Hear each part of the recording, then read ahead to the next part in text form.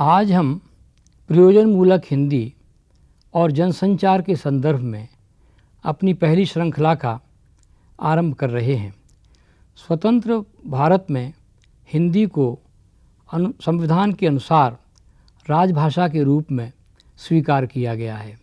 हिंदी के साथ ही नागरी लिपि को भी मान्यता प्राप्त हुई है।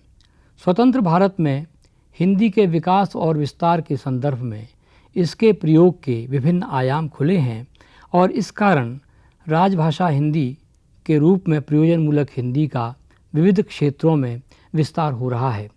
हम आज इस पहली श्रृंखला में राजभाषा हिंदी के संदर्भ में प्रयोजनमूलक हिंदी की परिधि और अभिप्राय के संबंध में विस्तार से बात कर रहे हैं। वस्तुतः मनुष्य के पास भाषा एक महत्वपूर्ण उपकरण होती है। भाषा के माध्यम से ही मनुष्य अपने विचारों की अभिव्यक्ति करता है। समाज के साथ उसके विचार विनिमय में भाषा कार्य करती है। सौंदर्य बोध आंतरिक चेतना से जुड़ा रहता है और सौंदर्य बोध को व्यक्त करने के लिए जिस भाषा का प्रयोग होता है वो सृजनात्मक होती है। इसके अतिरिक्त सामाजिक जीवन में व्यवहार के लिए जिस भाषा का हम प्रयोग करते हैं वो भाषा प्रयोजनमूलक होती है। अभिव्यक्ति के विविध साधनों में हमने आज के युग में हिंदी का व्यापक प्रयोग किया है। स्वतंत्र भारत में हिंदी का जो रूप है वो खड़ी बोली हिंदी का रूप है। हिंदी की अनेक बोलियां हैं, हिंदी के अनेक बोली समूह हैं, किंतु हिंदी का जो मानक रूप विकसित हुआ है उसी का प्रयोग प्रयोजनमूलक हिंदी के रूप में किया जाता है। कहा जाता है कि प्रयोजनमूलक का अर्थ क्या है, प्रयोजनमूलक का अभिप्राय क्या है। प्रयोजनमूलक क्या बातचीत की भाषा को कहा जाता है? वस्तुतः ये बात नहीं है। बातचीत की भाषा और प्रयोजनमूलक भाषा में व्यापक अंतर होता है। प्रयोजन का अर्थ है उद्देश्यमूलक, व्यवहार के लिए, किसी विशेष कार्य के लिए जब हम भाषा का प्रयोग करते हैं तो उसे प्रयोजनमूलक कहते हैं। अगर हम अंग्रेजी में समझें तो हम कहेंगे कि किसी पर्पस के लिए, किसी उद्देश्य के लिए जब भाषा का प्रयोग होता है तो उसे प्रयोजनमूलक भाषा कहा जाता है। अतः कुछ लोग ये समझते हैं कि बोलचाल की भाषा में जो गद्य प्रयोग में लाया जाता है वही प्रयोजनमूलक हिंदी है। वस्तुतः यह सही नहीं है। जीवन के विविध क्षेत्रों में सामाजिक व्यवहार करते समय बैंकों में, कानून में, समाज में, कार्यालय में, प्रशासन में, जनसंचार में, इन विविध क्षेत्रों में जब हम हिंदी का प्रयोग करते हैं तब उसे हम प्रयोजनमूलक हिंदी कहते हैं। ये हिंदी की यही व्यापक परिधि है, हिंदी का यही व्यापक अभिप्राय है और प्रयोजनमूलक हिंदी का अभिप्राय ही यह है कि विशिष्ट कार्यों के उद्देश्यों के लिए प्रयोग में लाई जाने वाली हिंदी ही प्रयोजनमूलक हिंदी होती है। भारतीय संविधान में 343 एक अधिनियम है और उसका जो अनुच्छेद 1 है उसमें कहा गया है कि संविधान के अनुसार इस देश की राजभाषा हिंदी होगी। भारत सरकार ने हिंदी को राजभाषा मानकर हिंदी को विस्तार देने के लिए विविध प्रकार के आयोजन किए हैं। अभी अंतर्राष्ट्रीय हिंदी विश्वविद्यालय वर्धा में खुला हुआ है, वहाँ प्रयोजनमूलक हिंदी का विशिष्ट पाठ्यक्रम चलाया जाता है। इसी प्रकार कई विश्वविद्यालयों में प्रयोजनमूलक हिंदी के पाठ्यक्रम चलाए जाते हैं। स्वतंत्र भारत के पूर्व अंग्रेजी का व्यापक रूप से प्रयोग होता था और अंग्रेजी का ही प्रयोग होता रहा है। भारत 2000 साल की अवधि में कभी अरबी, फारसी और अंग्रेजी के प्रयोग से जुड़ा रहा है। ये पहली बार हुआ है कि 26 जनवरी 1950 से हमने हिंदी का प्रयोग करना आरंभ किया है। प्रयोजनमूलक हिंदी के साथ सबसे बड़ी समस्या जुड़ी हुई है और वो समस्या ये है कि अंग्रेजी के अनुवाद के रूप में इस भाषा का विकास किया गया जो नहीं होना था। वस्तुतः मूल रूप से हिंदी का विकास किया जाना था, किंतु प्रशासनिक शब्दों का जो प्रयोग होता है या प्रशासनिक शब्दावलियाँ जो बनती हैं या तकनीकी शब्दावलियाँ बनती हैं या दिल्ली में हमारा भारत सरकार के अंतर्गत केंद्रीय हिंदी संस्थान काम करता है और वहाँ एक विज्ञान और तकनीकी आयोग भी बना हुआ है, ये सब लोग हिंदी के शब्दों का निर्माण कर चुके हैं और बड़े बड़े शब्दकोश इसके लिए बन गए हैं। कहा गया है कि लगभग 7.5 लाख शब्द प्रशासनिक और तकनीकी और वैज्ञानिक शब्द हिंदी में बने हुए हैं और ये सब बने हैं अंग्रेजी के अनुवाद के माध्यम से। कुछ अंग्रेजी का अनुवाद किया गया है और संस्कृत से कुछ शब्द लिए गए हैं। शब्द निर्माण की इस प्रक्रिया में हिंदी की प्रकृति तत्सम शब्दों के निर्माण की है। मैं आपको समझाना चाहता हूँ तत्सम शब्द क्या होते हैं।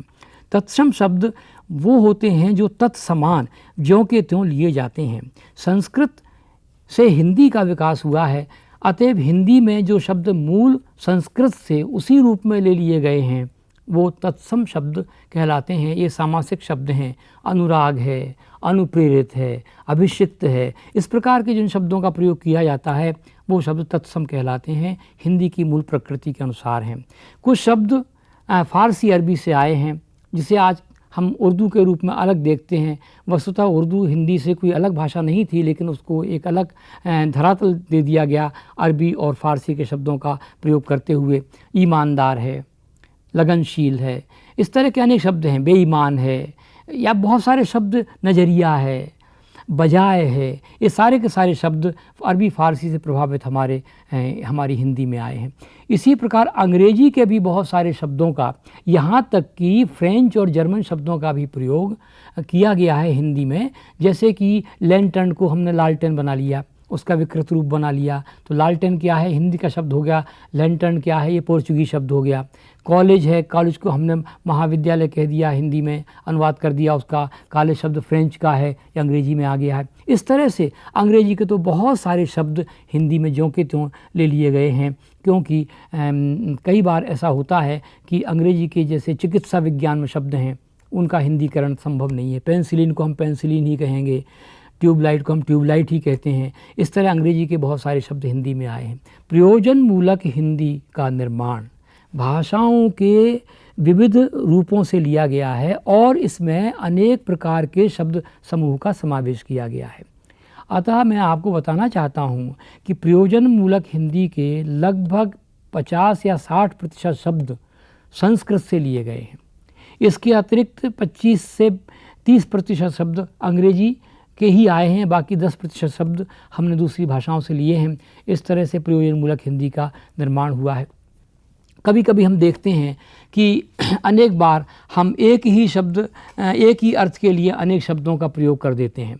ये बहुत ही गलत धारणा है। ये कहा गया है, सरकारी अनुदेशों में भी ये कहा गया है और ये माना गया है कि अगर आप कोई ड्राफ्टिंग कर रहे हैं, कोई आप एक प्रारूप बना रहे हैं, आप कार्यालयीन पत्र लिख रहे हैं, उसमें कुछ जो तकनीकी शब्द होते हैं कार्यालय के, प्रशासन के, उनमें एक रूपता, यूनिफॉर्मिटी का निर्माण बहुत प्रयोग आवश्यक है। अतः केंद्रीय हिंदी संस्थान द्वारा जो कोश प्रकाशित किए गए हैं, ये निर्देश दिया गया है कि उन कोशों में हिंदी के जिन शब्दों का प्रयोग किया गया है अंग्रेजी शब्दों के साथ, उन्हीं शब्दों का हिंदी टिप्पण में प्रयोग किया जाना चाहिए। नहीं तो कई बार क्या होता है कि विज्ञान की एक पुस्तक है, उसमें अंग्रेजी के शब्द का अनुवाद अलग ढंग से हिंदी में किया है, दूसरी पुस्तक में अलग ढंग से किया है। इससे कि कम्युनिकेबिलिटी यानी संप्रेषणीयता में बहुत अधिक समस्याएं उत्पन्न हो जाती हैं। इसलिए जब भी हम प्रयोजन मूलक हिंदी का प्रयोग करें, चाहे वो विज्ञान में हो, तकनीक में हो, जनसंचार माध्यमों में हो या हमारे प्रशासकीय कार्यालयों में हो, इसके लिए हमारे पास कोश बने हुए हैं। उन कोशों को आप मंगाएं, उन कोशों को आप देखें और उन्हीं शब्दों का, उन्हीं अनुवादित शब्दों का प्रयोग करें जिन शब्दों को मान्य किया गया है। इसके लिए एक विशेषज्ञ समिति हमारे यहाँ बनी थी भारत सरकार की ओर से। उस समिति ने काफ़ी प्रयास किए हैं और इस प्रकार के कोश बनाए हैं। ये कोश आसानी से उपलब्ध भी हैं। यदि आपके पास वित्तीय संसाधन नहीं है और अगर आप केंद्रीय हिंदी संस्थान को लिख देते हैं तो वो निःशुल्क आपको एक कोश भेज देते हैं, या उनका मूल्य इतना अधिक कम है कि अगर आप इतना 500 पृष्ठ का कोश मंगाएंगे तो उसकी कीमत मुश्किल 10 या 20 रुपये होगी। बहुत ही सस्ते उपलब्ध होते हैं। इस तरह के कोशों को मंगा लेना चाहिए प्रयोजन मूलक हिंदी के व्यवहार के लिए। अब हम ये मानकर चलते हैं कि प्रयोजन मूलक हिंदी के लिए दूसरे शब्दों का हम प्रयोग करें तो शब्द कैसे होंगे। एक सरल से सरल शब्द अगर हम उसमें डालें प्रयोजन मूलक हिंदी में तो हम कहेंगे कामकाजी Hindi, working language, working Hindi. Working Hindi से आप आशा सही समझ सकते हैं। जो कामकाज में, कामकाज का अर्थ ये नहीं है कि घर के काम में या परिवार के काम में, कामकाज का अर्थ है कार्यालय प्रशासन के काम में, शिक्षण माध्यम के काम में, मीडिया के काम में, यानी जहाँ भी हमें अपने कार्य करने को जाना है और अंग्रेजी की जगह हमें हिंदी का प्रयोग करना है, क्योंकि ये तो हम सभी स्वीकार कर चुके हैं कि हमारा देश द्विभाषी हो चुका है, बाइलिंगुअल हम हो चुके हैं। अंग्रेजी के बिना हमारा काम नहीं चलता।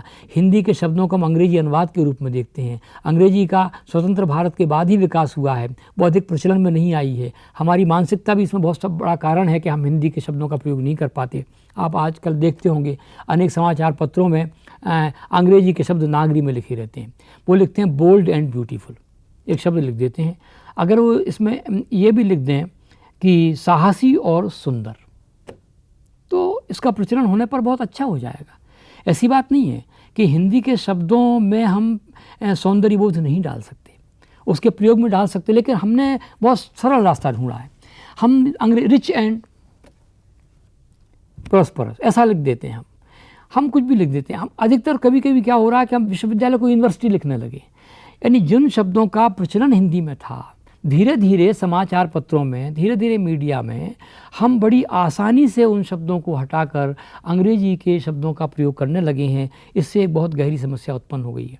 हम सब जानते हैं कि लिखित भाषा ही व्यवहार की भाषा होती है, और जब हम बोलचाल करते हैं तो बोलचाल, अगर हम प्रयोजनमूलक बोलचाल करते हैं, प्रयोजनमूलक उद्देश्य के लिए बोलचाल करते हैं, तो वह बोलचाल हमारा लिखित भाषा के अनुरूप होना चाहिए।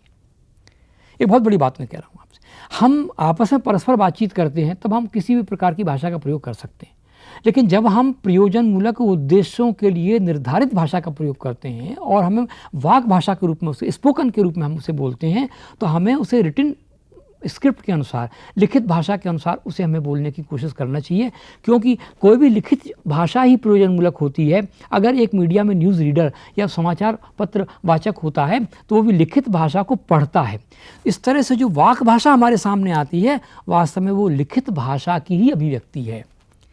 दिखती है हमें वाक भाषा के रूप में, हम देखते हैं कि वो बोली जा रही है, लेकिन वास्तव में वो पहले लिखी गई है और उस भाषा का तो हम प्रयोग करते हैं। तो अर्थ क्या निकला? कभी कभी हम कहते हैं कि हम तो इस तरह की भाषा बोलने लगे हैं कि वो हिंदी अंग्रेजी का इतना सम्मिश्रण हो गई है कि वो इंग्लिश की तरह हो गई है। इंग्लिश की तरह होने का तात्पर्य ये कि उसमें अंग्रेजी के इतने अधिक शब्द आने लगे हैं कि वो हिंदी रह ही नहीं गई है। कई बार तो मैं समाचार पत्र वाचकों को देखता हूँ कि अगर उनको संख्या बोलना हो तो 63 की जगह 63 बोलना पसंद करते हैं न्यूज़ समाचार में भी। ये अच्छी बात नहीं है। वास्तव में देखा जाए तो जो लोग प्रयोजनमूलक हिंदी से जुड़े हुए हैं, जो लोग जनसंचार माध्यमों में काम कर रहे हैं, जो लोग समाचार पत्रों में काम कर रहे हैं, जो लोग कार्यालयों में काम कर रहे हैं, या जो लोग इवन यहाँ तक कि जो लोग कॉलेजों में, विश्वविद्यालय में पढ़ रहे हैं और जिनको कि व्यवसायों में जाना है, अपने अपने व्यवसायों में जाना है, उनके लिए हिंदी शब्दों की विकास यात्रा से जुड़ना होगा। उन्हें अंग्रेजी के शब्दों के हिंदी समान शब्दों को खोजना होगा। इसके लिए उन्हें कोश देखना होगा, हिंदी को चलन में लाना होगा, हिंदी शब्दों का विस्तार करना होगा। तात्पर्य, अभिप्राय कहने का ये है कि यदि हम किसी विशेष व्यवसाय में जाना चाहते हैं तो हमें हिंदी की क्षमता प्राप्त करना होगी, क्योंकि ये सभी जानते हैं, भले ही हम अंग्रेजी माध्यम स्कूलों में पढ़ रहे हैं, लेकिन जनता की भाषा हिंदी है और हिंदी का ही अधिक व्यवहार होता है। अंग्रेजी समाचार चैनल कितने लोग देखते हैं? अधिकतर लोग हिंदी समाचार चैनल ही देखते हैं। पहले तो ये कहा जाता था कि अंग्रेजी समाचार पत्रों की संख्या बहुत अधिक है, लेकिन अब ये सर्वेक्षण में स्पष्ट हो गया है कि हिंदी समाचार पत्रों की संख्या अंग्रेजी समाचार पत्रों से बहुत अधिक है और बड़ी संख्या में निकल रहे हैं और अधिक से अधिक पाठक वर्ग हिंदी से जुड़ रहा है। मैंने तो यहाँ तक देखा है कि अंग्रेजी में बोलते बोलते अनेक वाक्य हिंदी में बोलना पड़ते हैं और हिंदी में बोलते बोलते हम अनेक वाक्य अंग्रेजी में बोलते चले जाते हैं, लेकिन इससे संप्रेषणीयता में कठिनाई होती है। आप क्या समझते हैं, जिस गांव तक आप जाना चाहते हैं, जिस रिमोट जगह तक आप जाना चाहते हैं, आप समझते हैं कि आप आधी अंग्रेजी बोलेंगे लोग समझ लेंगे? क्या आपकी संप्रेषणीयता केवल शहरी लोगों के लिए है? क्या आपके टीवी चैनल, क्या आपका रेडियो, क्या आपके समाचार पत्र केवल शहरी युवाओं के लिए है जो कॉन्वेंट स्कूल में पढ़े हैं? ऐसी कोई बात वहाँ नहीं है। अब ये कहा जाता है कि हिंदी का मानक रूप विकसित हो। हिंदी का मानक रूप किस प्रकार विकसित होगा? मैं आपको एक बात कहना चाहता हूँ कि हिंदी की वर्तनी में भी कई तरह की समस्याएं हैं, और मैं थोड़ी सी समझ आपको इसके अभिप्राय और परिधि के अंतर्गत थोड़ी समझ आपको लिपि के संबंध में भी देना चाहता हूँ, क्योंकि भाषा का लिखित रूप लिपि होती है। स्पष्ट रूप से एक बात हमको ध्यान में रखना है, और वो बात ये है कि हमारी लिपि अक्षर मूलक है, जिसे अंग्रेजी में आप सिलेबिक कहते हैं, और हिंदी की लिपि ही अक्षर मूलक नहीं है, संस्कृत की लिपि भी अक्षर मूलक है, और भारत की जितनी भाषाएं हैं, यहाँ तक कि तमिल, तेलुगु, कन्नड़, मलयालम, गुजराती, मराठी, उड़िया, असमी, बंगला, जितनी भी भारतीय भाषाएं हैं सभी की लिपि अक्षर मूलक है, लिपियाँ अलग अलग हैं। 1910 में कृष्ण स्वामी अय्यर की अध्यक्षता में, जो तमिल भाषी थे, उनकी अध्यक्षता में एक समिति बनाई थी जब भारत स्वतंत्र भी नहीं हुआ था। स्वतंत्रता के पूर्व समिति ने कहा था कि सारी भारतीय भाषाओं की लिपि एक हो, नागरी, सारी भारतीय भाषाएं एक लिपि में लिखी जाए, और इसके लिए तर्क दिया गया था कि अंग्रेजी भी रोमन में लिखी जाती है, और यूरोप की सारी भाषाएं रोमन में लिखी जाती हैं, फ्रेंच रोमन में लिखी जाती है, जर्मन रोमन में लिखी जाती है, इटालियन लैंग्वेज रोमन में लिखी जाती है, तो सारी यूरोप की भाषाएं रोमन में लिखी जाती हैं। अंग्रेजी, जिसको हम अंतर्राष्ट्रीय भाषा कहते हैं, उसकी भी कोई लिपि नहीं है, अंग्रेजी रोमन में लिखी जाती है। अब ये कहना कि हिंदी नागरी में लिखी जाती है, लिपि नागरी हिंदी की, इसलिए हम हिंदी में की लिपि में नहीं लिखेंगे, तर्कहीनता है, क्योंकि हिंदी के पास कोई लिपि ही नहीं है। हिंदी संस्कृत की लिपि में लिखी जाती है, और संस्कृत से लगभग हमारी 14 भाषाएं निकली हुई हैं। तो संस्कृत से जो भाषाएं निकली हैं, बंगला, असमी, उड़िया, गुजराती, मराठी, ये सारी की सारी भाषाएं निकली हैं संस्कृत से, इन्हें नागरी लिपि में लिखा जा सकता है। अगर ये संभव होता तो बड़ा अच्छा होता, कंप्यूटर पर नागरी से रोमन में और रोमन से नागरी में हम ले आते, पर खैर हम यहाँ बात हिंदी की कर रहे हैं। मैं तो एक सामान्य बात आपको बताई कि हमारी भाषाएं अक्षर मूलक हैं, और अंग्रेजी की लिपि वर्ण मूलक है, उसे अंग्रेजी में हम कहते हैं अल्फ़ाबेटिक है। अल्फ़ाबेटिक और अक्षर मूलक लिपियों में क्या अंतर है? अक्षर मूलक लिपि में व्यंजन में स्वर मिला रहता है, वो केवल मात्राओं में हम उसको दिखाते हैं। जैसे अगर मैं छोटा का बोलता हूँ तो उसमें आ मिला हुआ है, और मैं अगर का बड़ा बोलता हूँ तो उसमें का में आ की मात्रा में लगाता हूँ। अंग्रेजी में के ए लिखता हूँ तो वो छोटा का है, उसके ऊपर मैं नोट लगाऊंगा, ऊपर वो लगाऊंगा ऑब्स्टिक, तो वो बड़ा का हो जाएगा। वर्णमूलक लिपि में स्वर और व्यंजन अलग अलग दिखाई पड़ते हैं। जैसे मैं लिखूंगा इंटरनेशनल, तो INT ई स्वर है, इंटरनेशनल NA स्वर है, TI फिर स्वर है, O फिर स्वर है, N फिर A स्वर है। मैं इस तरह लिखूँ। हिंदी में लिखूंगा अंतरराष्ट्रीय, तो रा में आ मिला हुआ है, टा में आ मिला हुआ है, या में आ मिला हुआ, यानी अक्षर मूलक लिपि में व्यंजन के साथ स्वर रहता है, वो दिखाई नहीं पड़ता। वर्णमूलक लिपि में स्वर अलग दिखाई पड़ता है, ये दोनों में अंतर होता है। इसलिए हिंदी में अक्षर मूलक लिपि में वर्तनी की जो समस्याएं होती हैं उनको हमें ध्यान में रखना होगा, वो हम अगले अध्याय में काफ़ी संबंध में चर्चा करेंगे। अभी मैं सिर्फ आपको अंतर बता रहा हूँ कि अक्षर मूलक लिपि में जो व्यंजन और स्वर मिले रहते हैं उनके साथ हमें वर्तनी के संबंध में विशेष रूप से हमें सावधान होना होगा। और मानकीकरण का अर्थ होता है कि एक वर्तनी या एक स्पेलिंग जो यहाँ लिखी जाती है वो पूरी दुनिया में लिखी जाए, उस अनुसार तो मानकीकरण अब किसी भाषा का संभव ही नहीं है। इसलिए कि अमेरिकन जो स्पेलिंग्स हैं अंग्रेजी की, वो इंग्लिश स्पेलिंग से अलग है। तो अब ये मानकीकरण की बात, लेकिन मानकीकरण का सिर्फ अर्थ इतना सा है कि उस भाषा का एक जो संरचना बन जाती है, उसका जो स्ट्रक्चर बन जाता है, उसका रिटन जो स्क्रिप्ट होता है, उसकी जो लिखित में जो उसका एक रूप होता है, उस रूप को हम समान रखें। ऐसा नहीं हो कि हम उसमें गलतियां करें। हमारी हिंदी की वर्तनी में हम अनेक स्थानों पर गलतियां करते हैं। लिखित भाषा में इस प्रकार की गलतियां मानकीकरण की अनेक समस्याओं को पैदा करती हैं, उत्पन्न करती हैं। अतः जो हम पढ़ते हैं अपनी कक्षाओं में, हमें जिस व्यवसाय में जाना है, हमें लिखित भाषा का प्रयोग करने के लिए उसका अभ्यास करना होगा, और मानकीकरण के नियमों को हमें मानना पड़ेगा। मानकीकरण के नियम कितने हैं, कैसे हैं हिंदी में, हम अगले व्याख्यानों में इस पर बात करेंगे। अभी मैं सिर्फ आपको थोड़ा सा परिधियों के भीतर और अभिप्रायों के भीतर से ले जा रहा हूँ, और मैं बहुत ज़्यादा विस्तार में नहीं जा रहा हूँ। केवल मैं एक भूमिका आपके सामने श्रृंखला के संबंध में प्रस्तुत कर रहा हूँ, कितनी समस्याओं पर हमको विचार करना है। और इस तरह से इन जो लिपियों में मानकीकरण की समस्याएं आती हैं, अभी भी हिंदी में बहुत सारी हैं। हिंदी में और एक समस्या बहुत विचित्र आ गई है, और वो समस्या क्या है कि एक ओर संस्कृत की संरचना इसके साथ है और दूसरी ओर अंग्रेजी से प्रभावित कर रही है। यही होता है, जैसे मैं एक शब्द का प्रयोग करूं, प्रेम कथा।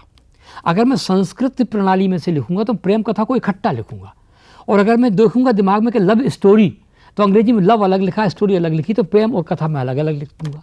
तात्पर्य कहने का कि हम अंग्रेजी के पैटर्न को माने, प्रारूप को माने, संरचना को माने, या हम संस्कृत की संरचना को माने।